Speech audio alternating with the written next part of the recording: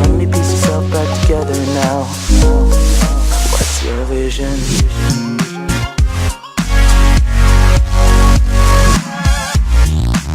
About how they came into existence.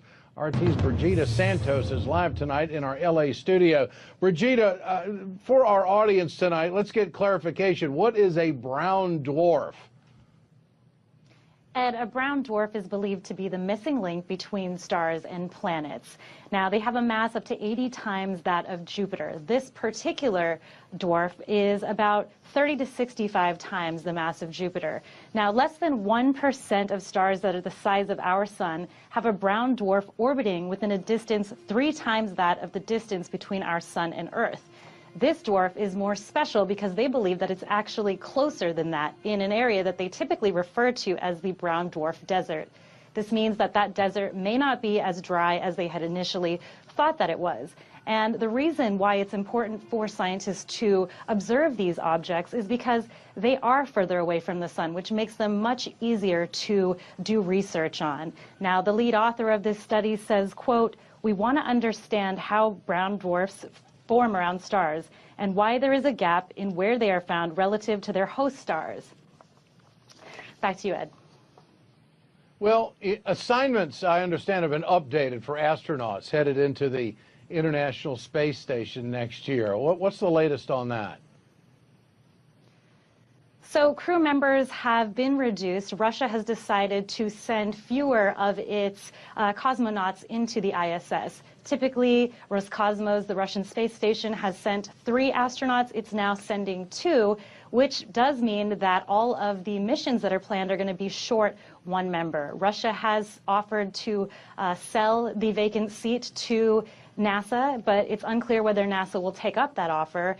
And this does not mean that Russia is getting out of the space game or slowing down even. In fact, they are planning to launch a new segment of the ISS next year or in 2018, depending on when it's actually finished. And at that time, they're going to be sending additional crew members up to the ISS. But right now, it's really about cutting costs for them and saving money. Now, the first ISS mission of 2017 is scheduled to take place in March, and during that time, they are going to send Russian cosmonaut Fyodor Yurchikhin, who is going to act as the commander, along with 1 member of NASA, astronaut Jack Fisher. And from there, about 4 other ISS missions will take place between May and November of next year, Ed. All right, Brigida Santos reporting tonight from Los Angeles. Thanks, Brigida. Now, what I'm going to show you here is the approximate position of the Nibiru and its 7 planets coming in. Because this is apparently a genuine photograph, in the center there with this red with the black dot and the what appears to be a planet up to the left. It's coming in, this photograph, what I'm going to show you on Stellarium, is set up for Hobart, Tasmania, south of Australia. And you'll see Jupiter. Now, if you just notice around here, the stars aren't that numerous. And I think what's happening is that the light coming from the distant stars are being absorbed into the rear of the magnetic field because the light is being bent. I mean, light is bending in space all the time. In the old Cathay ray tubes, which is the old television sets, that's how a television set works. You bend the light electrons coming at the screen. So I'll now go over to Stellarium and show you the same scene, basically. So there's Jupiter there. We'll pull that over. So in this area here is where I was showing you. Now I'm going to show you what happens when we get out and away from that spot that I've determined where this is going to be, and you'll see how the light comes on.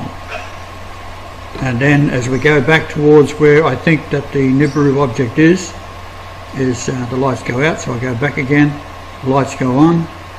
So the light is being bent and absorbed by the Nibiru object. So we'll go up now towards Taurus, which is up here, and you see the light comes on again. There's Taurus there. The light's going off now. So possibly this hasn't been noticed by the authorities. I'll just go up again. Now she comes on again. Come back down. Jupiter just goes off screen. Now we'll go left and right. Give it some perspective. Light comes on, off.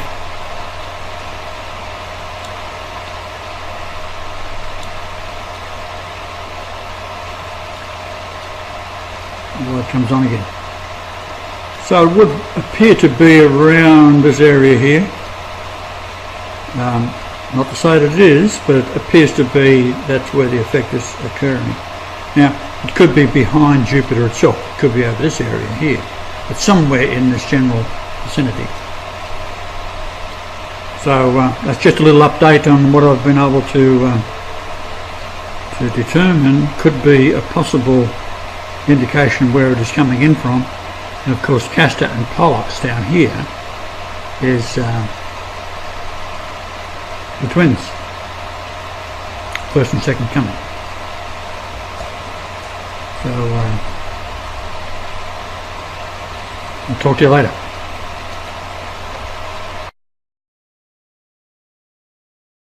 Planet X special bulletin. A dwarf star and 7 planets are coming in. For the past few hours I've been listening to Patty Brassard, spelled Brass, B-R-A-S-S-A-R-D,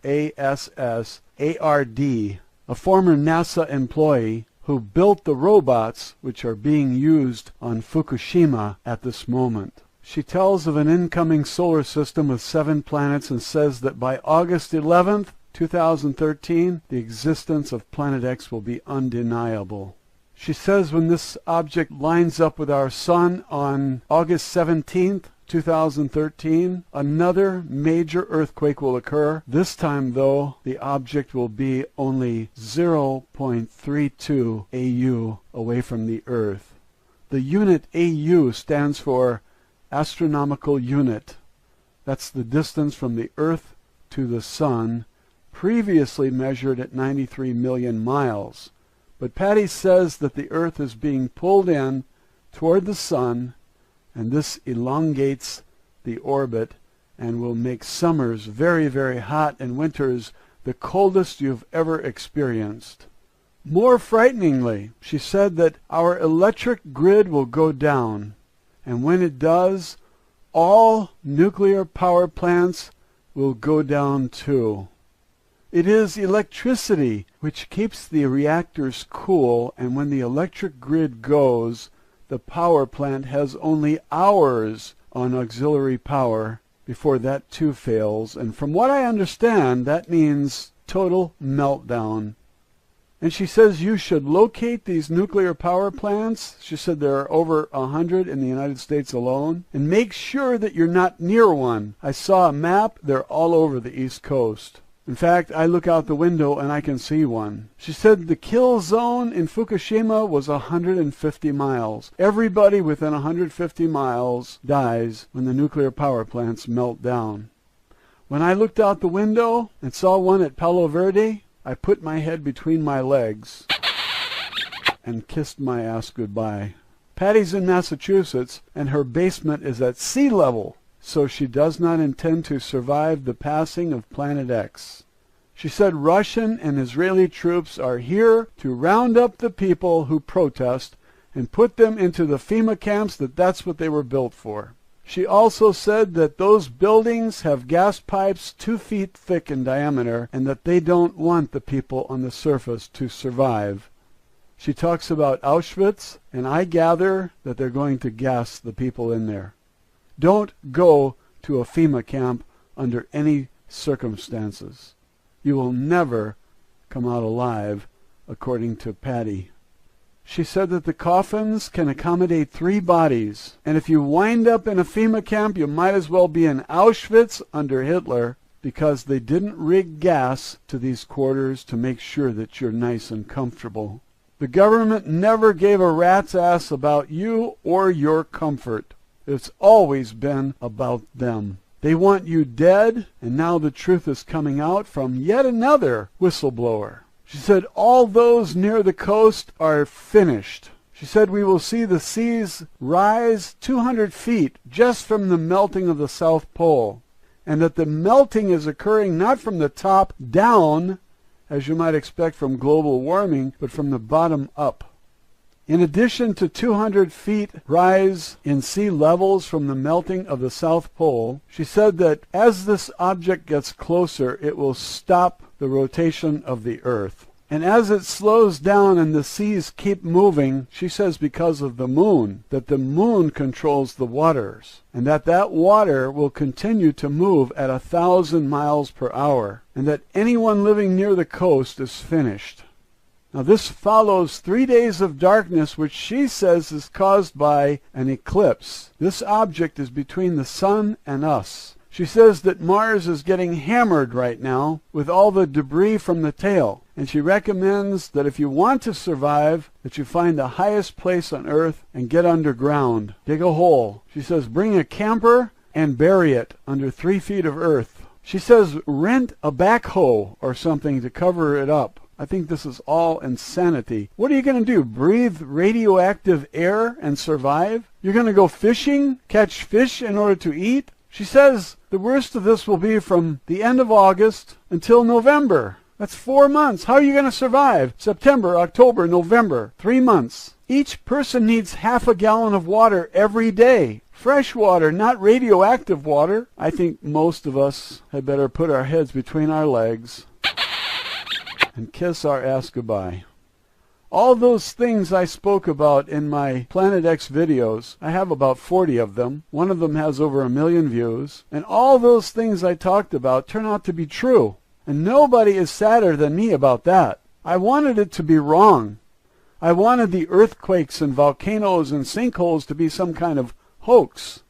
But who has the ability to cause earthquakes and volcanoes and sinkholes just to have fun? It's not easy to fake a quake, Jake. This is not a mistake.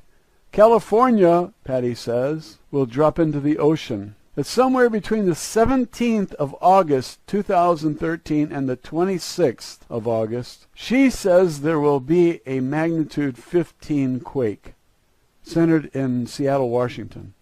So I picked up the phone and called all my friends and told them, and they laughed at me. Oh, that's crazy. Go back to sleep. Patty says her own family has scheduled a family reunion from the 10th of August to the 17th. So that tells you how serious her own family is about her words. I think it's very serious. You don't call in all the ambassadors from all the embassies and close the embassies on a whim. These people have tickets to the underground facilities, and you don't, because you are a dirtbag. That's what I've been saying all along. They treat you, the host of the parasites, like a dirtbag. You paid for all of those underground facilities over the past 50 years, and now you're not invited. And so they expect when the people learn the truth, they're going to be angry. They're going to get their guns, and they're going to try to kill somebody. And you're going to end up killing one of our own who's just uninformed. He thinks he's serving his country. He thinks he's a hero. And you're going to kill him? It'd be better if you talk to him. Talk to all military. Talk to all cops. And tell them what's going on, because in the next 10 to 20 days, there's going to be a great awakening by everyone who realizes we are finished. You can't jump in your car and run to get something at the grocery store if the UV A, B, and C are coming down on you. It's deadly. Microwaves will cook your car. She says that microwaves will heat up anything that's metal. It will be red hot from the sun. If California has a 15 magnitude earthquake, do you realize what that will do? And there is nobody to come in and rescue anybody. Remember when all those buildings and freeways fell on people in past earthquakes? Those were 6s and 7s. This is a 15. And every number you go up, it's 10 times more powerful. That means that a 15 is 1 billion times more powerful than a 6. A 6.0 compared to a 15 is 9 numbers up. That's 10 to the 9th power. That's 1 billion times more powerful. Nobody can survive a 15. Nobody. Not 1 billion times more powerful than the ones that brought down the Nimitz freeway and crushed cars as flat as a pancake. All that metal and steel crushed to a pancake with people inside them. I lived in California for about 30 years. I know the San Andreas Fault. I know where it goes in Los Angeles. I know where it goes in San Francisco. But once you get into Oregon and Washington, I don't know much about the San Andreas Fault. I understand that it goes all the way to Alaska. Now, if these plates fracture and California sinks because of lack of support, the pulling away from that plate, the Pacific plate, the tsunami that will come into Los Angeles could be very high. But Patty says we're going to lose much of California. And she says that Tagish Lake, Alaska, will be the new South Pole, that the pole shift has already begun. Tagish Lake, Alaska, I looked it up. There's a Canadian province. Most of Tagish Lake is in that province, BC, might be British Columbia.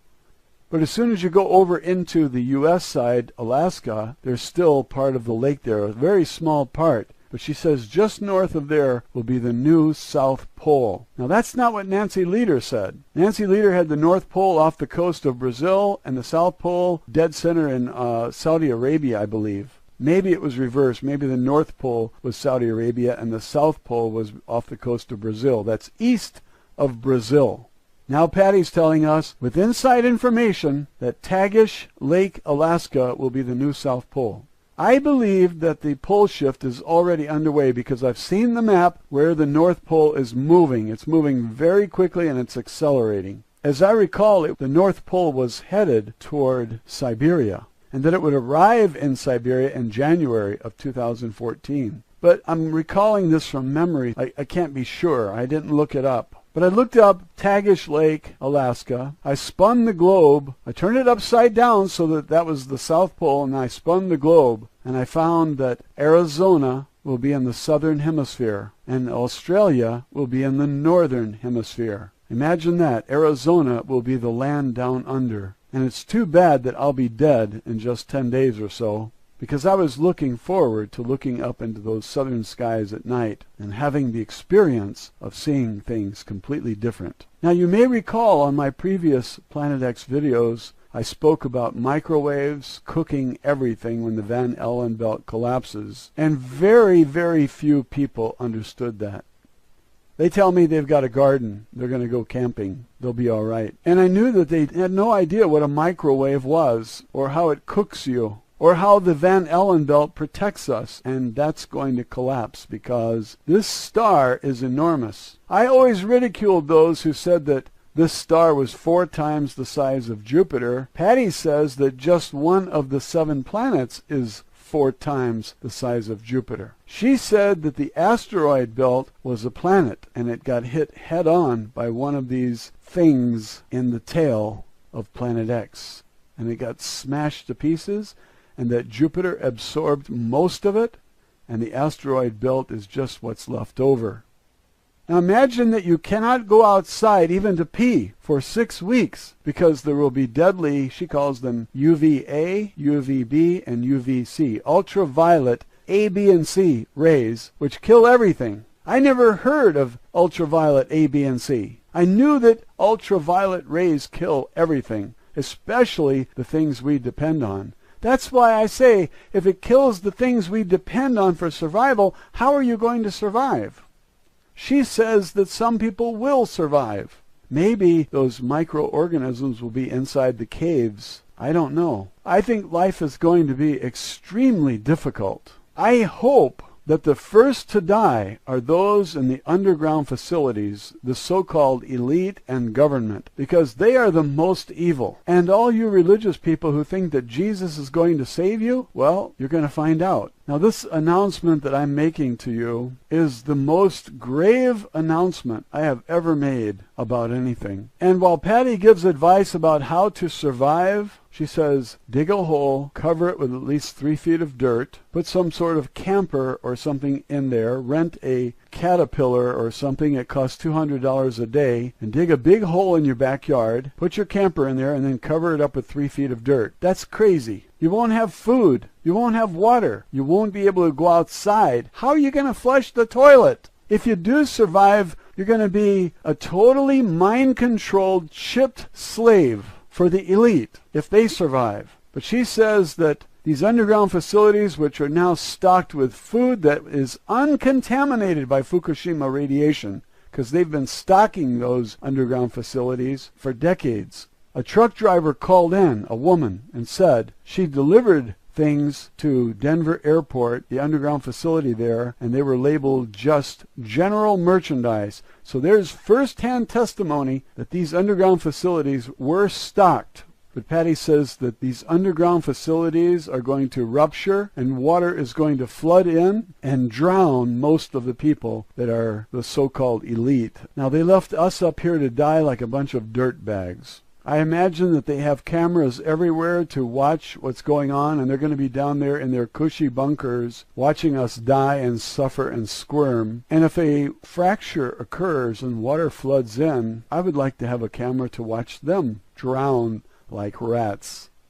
If that water is from the Pacific Ocean, maybe it will be full of radiation, and maybe it will contaminate all of their fresh food down there. Maybe the air that comes in will be full of radiation, because all over America, tests are showing that our air is just full of radiation. And maybe this is why the psychic, the French psychic, could not see past 2012. Maybe that's why all those who did time travel said that there was a barrier after 2012. When pressed, the French psychic said, 2 possible reasons: we have a war with aliens, or I'm dead, and that's why I can't see beyond 2012. Well, you've got strontium in the air, which causes bone cancer, and plutonium, which affects all the organs and tissues. And thousands are already dying from the radiation from Fukushima. Remember that Fukushima is about 10 times worse than Chernobyl. Chernobyl was 180 tons of radioactive material, and Fukushima was 1,760 tons. So that's almost 10 times as much. Fukushima is 9 or 10 times as bad as Chernobyl. I've got some shrimp and salmon in the freezer, and I think I'm going to go cook it while the electricity is still on. I already ate all the butter pecan ice cream, and if you have any ice cream that you can't eat, call me. I'll be over there faster than you can say, those dirty bastards in government saved themselves and left us out here to die. How long does it take to say that? How do you like this? The U.S. military is guarding the DUMBs so that you can't get in. They will shoot to kill. They will kill Americans to prevent them from getting into the underground facilities. Well, I don't want to breathe the same air those people breathe. I might wind up like them. So no thanks. I'm not interested in going into a DUMB. These military have already been tested to see if they are loyal to the head Nazi, and they proved that they will follow orders. They will kill anyone they are told to kill. And they think they're heroes. Their reality is not the same as your reality. They live in an illusionary world. I would consider it mental illness, because they don't know reality. Soon all the banks will be closed, and you won't be able to get any money out. And I have been advocating that you get your money out of the bank anyway, and what I have seen on this video with Patty is that the money you hold will only be worth something for a little while longer. And soon, nobody will be interested in your money. They're not going to trade real food for fake money. We have been expecting a currency collapse anyway. I just had no idea that it would turn out like this. If you have a house that's made of cement block and a roof that's not made of wood, that's valuable. And there isn't any amount of money that I would trade for such a house. Now the value system changes. If you've got a Caterpillar, a bulldozer, a backhoe, this is extremely valuable. This is worth millions of dollars, even if you paid $6,000 for it, because this is the difference between life and death. Perhaps. I don't know what you call life after something like this. You come out of your nest and breathe radioactive material that will be in the air for thousands of years. You call that life? Look up Patty Brassard, Brassard, on YouTube. Watch the videos, the interviews. There's one with Veritas Radio out of Tucson, and that interviewer is very smart. The sound quality is pretty good. There's another one where they talk about the kill shot, and they put the date August 5th, 2013. The sound quality is very poor. Very, very poor. It's difficult to hear the announcer. It's difficult to hear his guest. There was no attention whatsoever given to this video on quality, and if you're able to get anything out of it, that's great. There's a lot of blank space, so it means the audio was not edited, and because of these reasons, it's not a very good quality video. But it's the best you have at this time. You might wonder what is going to happen to Patty. Well, she said she's old, and she's already lived far longer than she expected to. She's falling apart because she carried an M16 across her chest, and the bullets were either depleted uranium or enriched uranium. Can you imagine the U.S. government having soldiers carry radioactive material so close to the chest? This is disgusting, disgusting. And this story should spread to all military so they know how the government really thinks of them. Listen to Patty's testimony. She was in Iraq. She was in communications. These lives meant nothing to the Nazis. Nothing. They were pawns, and the military should understand that. I didn't know that they were using enriched uranium. I knew they were using depleted uranium, but I thought it was only for shells. She said when they are trying to penetrate the ground, they use enriched uranium. These are war crimes. That's who your government is. They're war criminals. They're false flag inside job terrorists. And Patty says the last 4 major terrorist attacks were all inside jobs. And it was done in order to take the guns because they can't pay the Chinese in gold, and so they offered them coastal properties. The Chinese wanted coastal properties, but they said, you disarm the people first. That's what Patty said. That shows you she has a lot of inside information. Now remember, August to November, about 4 months, will be the roughest part of the passing of Planet X. She said if you want to save yourself, it's already too late. She produced some very believable images to support her claims, and she claims to be able to access computers at NASA and EPA and other government agencies. And she revealed that NASA is not a government agency, it's a private corporation. She said it's no more government than the Federal Reserve is. There's one more thing I would like to tell you. She said that 6 astronomers or scientists, these are top astronomers and scientists, had decided that they were going to talk and tell the people, and all 6 of them were killed recently. I haven't heard of it. I don't know who the scientists are, but I think that Patty might be murdered soon also. I would not be surprised. In fact, I am also looking for a bullet, but I'm old and it doesn't matter if they kill me. I don't want to die of thirst. I don't want to die frying under a microwave sky or dying under UV light, ultraviolet light. This is not for me. I'm going to continue my effort to inform and let the chips fall where they may. You all have a right to know what's coming, and your Nazi government will not tell you anything because they want you dead. That's the way it's been for a long time now, and I've been saying it from my first video because I've been reading and putting the pieces of the gigantic puzzle together, and I know what evil looks like. Government is pure evil. And if you didn't know that before today, the next 10 days are going to be enlightening. Trust me. And all that propaganda you've been sucking up on the TV will now be blown away when the electric grid goes off and you have no TV and no drinking water. You'll be defecating outside because the house stinks from a toilet that can't be flushed. There's no water. The government wants you dead, and you're better off dead. And all you religious people out there who hounded me relentlessly and dumped your scriptures on my channel, I hope Jesus saves you from the frying sun's rays. And I got some advice for you. pray while you cook. That's as much as I can say at this time. Have a wonderful day, and thanks for listening. Shalom Chaverim, I'm Stephen Ben-Nun. You're watching Israeli News Live, and today's broadcast is very unusual. We're going to be discussing several things in our news broadcast today that clearly are, in some people's opinions, they are conspiracy theories. In other people's opinions, these things are really real. These things are happening on the earth. But we're also going to be looking at this from a prophetic standpoint, something that I discovered recently written in the book of Enoch, a book that, well, in some circles of Christianity and in Judaism, that the book of Enoch is not part of Bible, but yet it's clearly part of the Ethiopic scriptures. It was even part of the Qumran community, where there's been many fragments, including an incomplete scroll of the book of Enoch that was discovered. So the Jewish people did accept the book of Enoch as an authoritative biblical scripture at one time, and in many Bibles it still is there, including even the Et Sefer that Dr. Stephen Pidgeon has put out as well, where he put this book back in the Bible.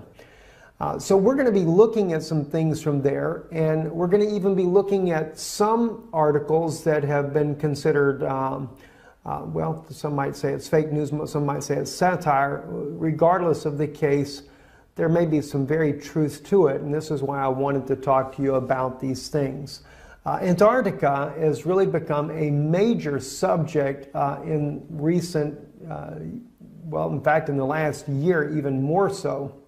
There's been every kind of conspiracy theory that it is a place for a massive alien base. This is where aliens go at. We know of the one of the former military officers, Byrd, who fought a conflict near Antarctica and lost a lot of men, claiming that there were flying discs, flying saucers coming out of the Antarctica, and just there's all kinds of evidence that is legitimate evidence that clearly seems to show that the Antarctica is certainly a base of some sort. The Germans also, under Adolf Hitler, had a base down at Antarctica. There's all kinds of things that are going on in this region of the world, and this year, or actually last year, when the election, John Kerry himself disappeared down to the Antarctica during the very day of election. But what was really strange is that when John Kerry went down there, he goes to New Zealand right afterwards, and there was a massive earthquake inside of New Zealand. I'm going to share with you, you can see some of the images here on this article here from the New York Times. They'll show you some of the images of the earthquake itself. 7.8 magnitude earthquake. The earthquake was very, very shallow, and in one article that we saw that would probably be considered satire, that they have written and stated that the reason why the earthquake happened was because John Kerry did a last-ditch effort and went down to Antarctica to try to meet with the, well, as they put it there, he was meeting with the Guardians. And the Guardians had rejected his plea to put Hillary Clinton in the White House. Instead, Donald Trump would become the next president of the United States. Now, I realize that it sounds so far-fetched, sounds so crazy, in fact, to even think of that. And then, of course, they said that the earthquake at New Zealand, where he went immediately after the Antarctica visit, was a warning to him not to come back again. Well, that's what they also said in the article.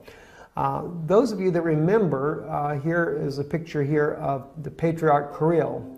Patriarch Kirill is also the head of the Eastern Orthodox Church, who went also to Antarctica on a very unexpected trip after he met with Pope Francis in Cuba. And Pope Francis gave him a secret document. Never was revealed exactly what was in the document, but it was the first time the two leaders of the both Eastern and Western Orthodox churches had met together to try to mend their relationship. He goes to South America afterwards, and then the unexpected trip to Antarctica. Well, the question is, why did he go to Antarctica? Well, in one article here, the Ark of Gabriel, Antarctica, Russia, and the Apocalypse, speaks about how that the Russian government had actually moved a mysterious ark that was discovered at Mecca underneath the ground there and was brought out.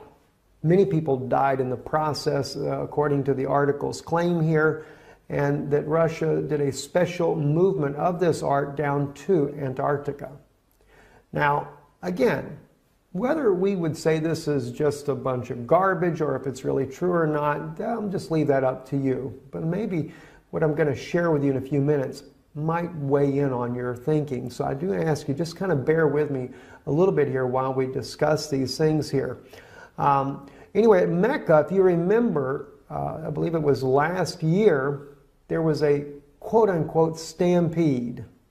And the news reported that some 700, in one case 717 people were killed in this stampede.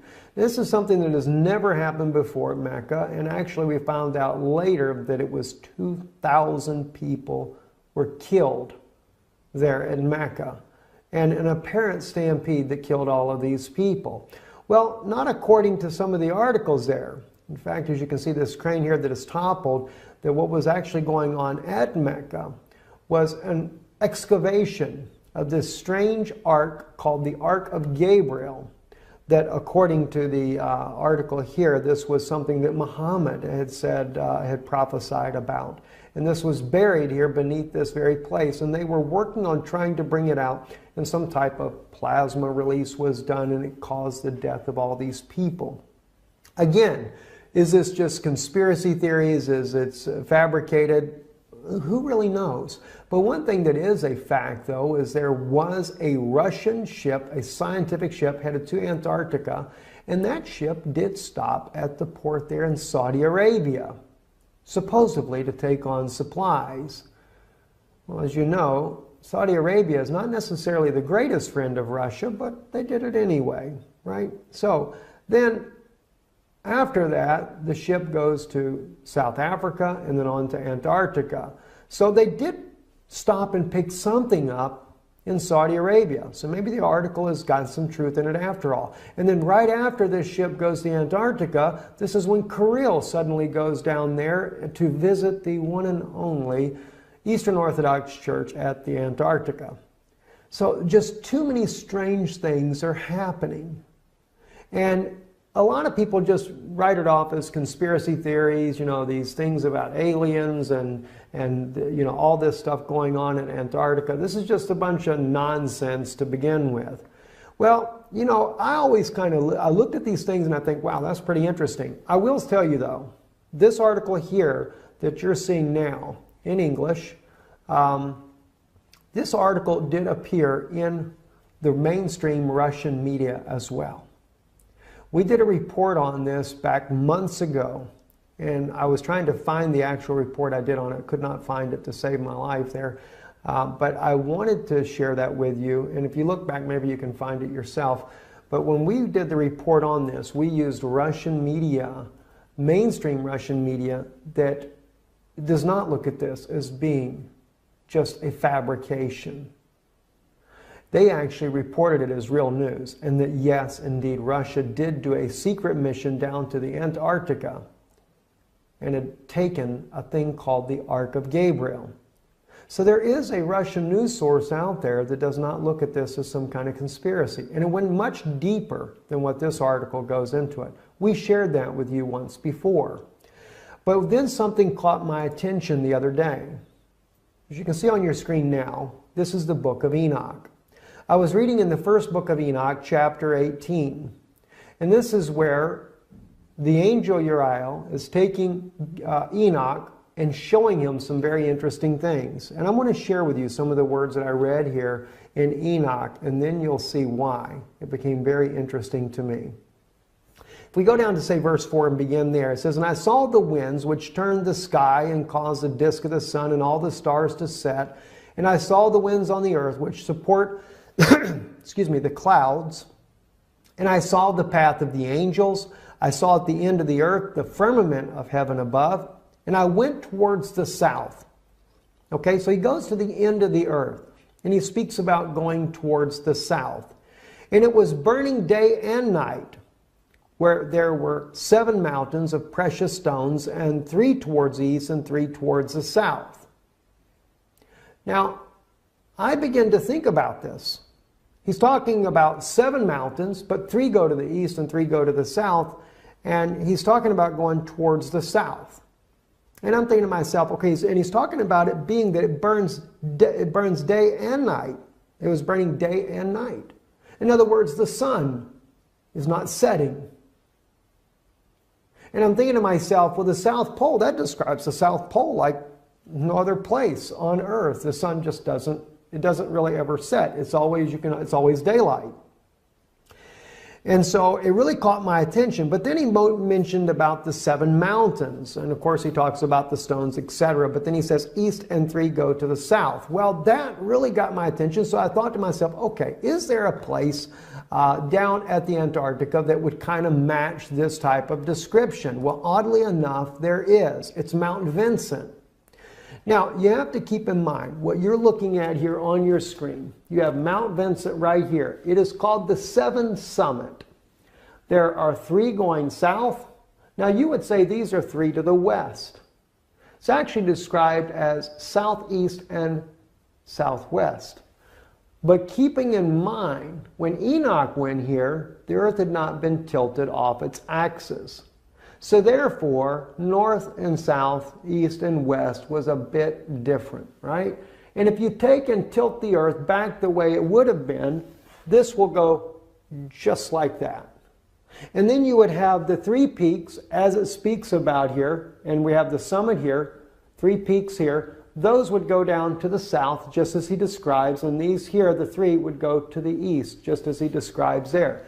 The 7 mountains, the 7 summits, and 3 to the east and 3 to the south. That really began to make sense. But the words here in Enoch get a little bit more strange, though. And as I read on, it says, and those towards the east were of colored of stone and was of pearl, and one of a healing stone, and those towards the south of a red stone. And the middle one reached to heaven like the throne of the Lord, and stibium, and the top of the throne was a sapphire. And I saw a burning fire, and what was in all the mountains. Now, keeping in mind, the middle one was the tall one. And of course, at Mount Vincent, that's exactly the way it is. Mount Vincent is the tallest mountain. Now, I can't say that this is conclusively correct. I'm putting this here before you as a conjecture, something for you to think about, just something that I find very fascinating in line with all these anomalies that are happening at Antarctica, all the weird things that are going on.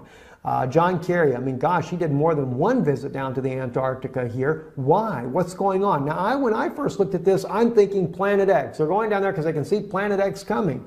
All right? And maybe that has something to do with it as well. But what about some other things? I'm going to share with you some very serious things also that are going on down there that have been claimed by former military officers. Okay, so just hold on for a second here. It says, and I saw a place there beyond the great earth. There the waters gathered together, and I saw a deep chasm of the earth with pillars of heavenly fire, and saw among them fiery pillars of heaven, which were falling as regards both height and depth. They were immeasurable.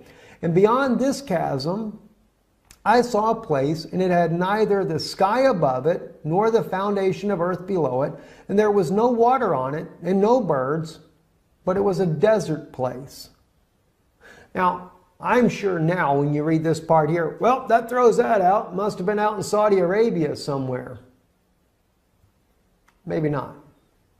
Maybe not, guys. Let's take a look at something else here that's very, very interesting. All right, let's go actually to the 7summits.com website. And this is about Antarctica, and it's about Mount Vincent, and it talks about it being the tallest mountain, etc. Let me read to you the Antarctica facts, though. Besides the mountain summit, if you go down here to say about right up under the blue right here on your screen, the snowfall in Antarctica is so minimal that the continent has been called the world's coldest desert. The interior receives less than 3 centimeters, in other words, less than 1 inch of precipitation a year, making it the driest continent on Earth. The Antarctic dry valleys in Victoria Land are among the driest places on Earth. Some scientists believe that no rain has fallen there for 2 million years. Astronauts have visited the dry valleys because of their similarity to lunar landscapes. Isn't that interesting? They call it the coldest desert on Earth. Well, maybe Enoch has got something when he said it was a desert. All right? As he called it, there was no water on it and no birds, but it was a desert place. Well, there are no birds. There are no penguins when you get that deep into Antarctica. There's just no life at all. And a terrible thing I saw there, 7 stars like the great burning mountains, and like a Spirit questioned me. The angel said, "This is the place of the end of heaven and earth. This is the prison for the stars of heaven and the host of heaven, and the stars which roll over the fire. These are the ones which transgress the commandment of the Lord from the beginning of their rising, because they did not come out at their proper times. And he was angry with them and bound them until the time of consummation of their sin in the year of mystery." And Uriel, we go into chapter 19 here, real quick here, just the first verse, said to me, "The spirits of the angels who were promiscuous with women will stand here, and they, assuming many forms, made men unclean, and will lead men astray so that they sacrifice to demons as gods." Now, if you notice, that is a continuation. They're not dead. They're still there. And they do what? They will lead men astray so that they sacrifice to demons as gods. Wasn't that interesting? CERN not long ago, where they sacrificed a young woman. Oh, they claimed it wasn't real, but found out later, according to Russian media, it was real. Russian media even was able to determine which woman it was that had been kidnapped. That was by not just so much the media, it was actually Russian intelligence officers that determined this information, but it was in Russian news, and we shared that with you here on Israeli News Live. So they sacrifice to demons as gods. They will stand there until the great day of judgment, on which they will be judged, so that an end will be made of them. But they still have very much access to men on this earth, and they are leading them astray, and they can they assuming many forms. That's pretty wild. I mean, I've never seen anything like this in my life. And the point is that I make here, when we look in chapter 18, it appears to be, and it could be completely somewhere else different on the earth. All right, I'm just saying this as a conjecture to you to consider this. But it appears to be that Antarctica is that region that he's speaking of. For one, it has to be a place that's burning day and night. That sun is where they can see day and night. It seems to really match up, and that's what's really, really fascinating, in my opinion, there. And again, just like the mountains, if you were to take into consideration the antediluvian destruction that tilted the earth off its axis and put the earth back right on its axis, and then look at the peaks here on the map in behind you here, then you would actually have, just as it describes there in Enoch, 3 to the south and 3 to the east. Three peaks on a 7-summit mountain range, and of course the middle one being the... Hey guys, how's it going? Okay, I found something really cool I wanted to show you guys. Okay, this video right here is it's a really cool video. If you haven't seen it already, you should check it out. Planet X simulation leaked. Okay, this is a really interesting video. This date right here is not correct. I'm going to show you why in a second. But everything else is very interesting. Okay, you guys, this is the coolest thing I think I've found so far. See how the planets are moving clockwise around the sun? Here's the sun here. This is Mercury. This is Venus right here. And this is Earth. This is Mars. And this down here is Jupiter. Jupiter has a long orbit. See how they're all moving, appearingly to move clockwise? That's how I know this is from a South Pole vantage point. That's how we know that, because the planets move from a northern perspective. When you're looking down at the sun from a north, the planets move counterclockwise relative to a north vantage point. So because they're moving clockwise in this, we know that this simulation is from the South Pole vantage point. And here is what they're calling Nibiru, which is also known as Planet X. It's about to shoot by the sun right now in the simulation. Here it goes. Okay, there it goes. I just wanted you to see that part. Now I'm going to go back here, and I'm going to stop it at the flyby so that I can show you guys that the planets match up with December 2018. This is really, really cool because, hold on a second, let me get this right. Okay, here we go. Here is, okay, let me get this right. Okay, here is Mars up here. Here's Jupiter down here. There's Earth, Venus, and Mercury, and that's the sun. So Mercury is kind of below the sun. Earth, Venus, Mars, Jupiter. This is actually a couple days past the flyby, or it's right after the flyby, or right around the same time. All right, here's the 3D solar system simulator. This is Mars. This is Jupiter here. We have Earth, Venus, and Mercury right here. If we go forward a couple of days, then maybe it looks more.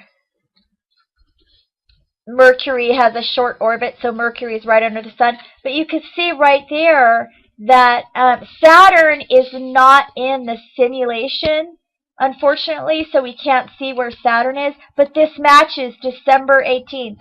There's Mars, Jupiter, Earth, Venus, and Mercury right under the sun. Mars, Jupiter, Earth, Venus, and Mercury right under the sun. As I said, Saturn is not in the simulation. This is December 2018. Okay, go to my channel and look on my playlist. I have a playlist called Daniel's Timeline. This is in the book of Daniel. He gives an exact timeline. He says an angel came to him and gave him the exact number of years for the return. I'm super sorry about the noise. I can't do anything about it.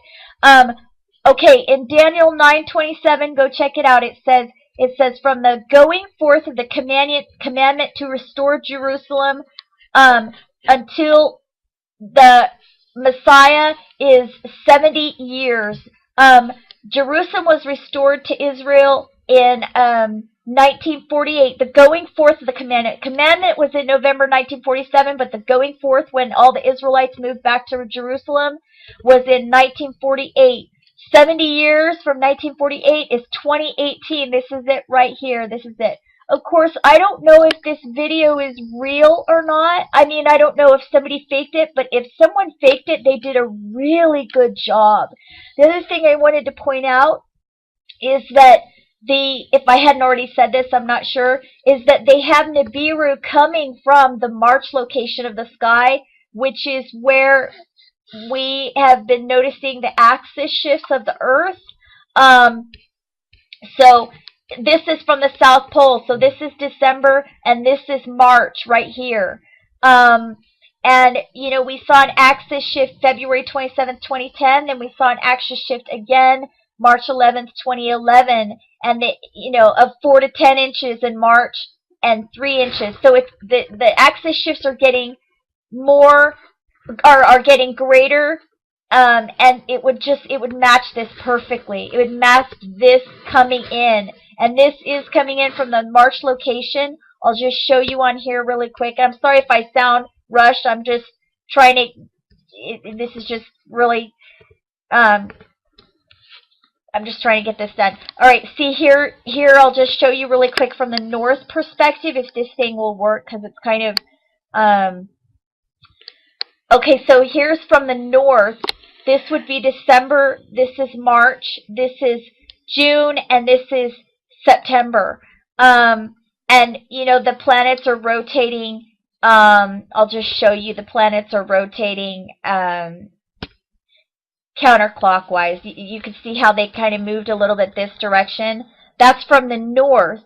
Now, if we move this to the south, and so the March location would be over here. This is where the axis shifts have happened. So February 27th, 2010, 3 inches. March 11th, 2011, 4 to 10 inches. Now let's look from the South Pole vantage point again.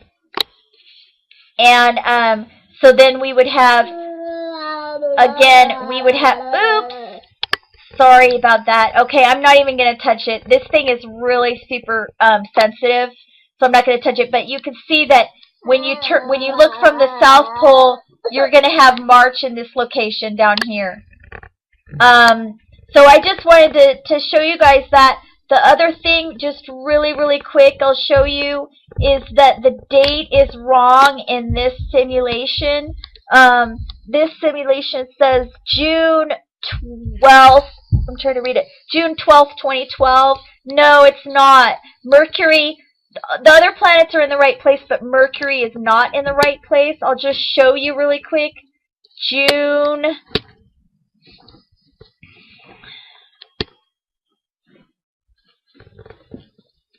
2012.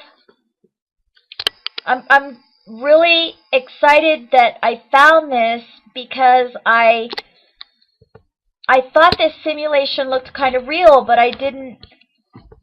I just hadn't been able to put enough time into it. But now that I see this, this is really amazing. This is really cool find. I mean, obviously I don't know if it's true, but as you can see, this is June 7th, 2012. I think that was the date, right? June, oh, sorry. That says June 12th, 2012. Okay, hold on. Let's go back.